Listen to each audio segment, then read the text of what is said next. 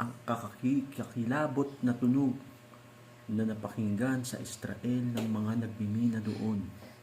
Halika't panoorin natin ang bidyong ito. At ito'y totoo, kuha doon sa Israel. Pakinggan natin, mga kapatid.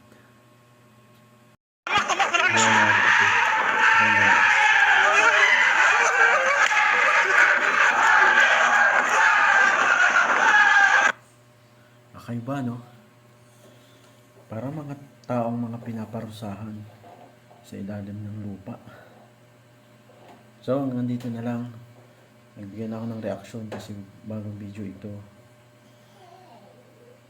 Mga viral to ngayon sa social media. Maraming salamat.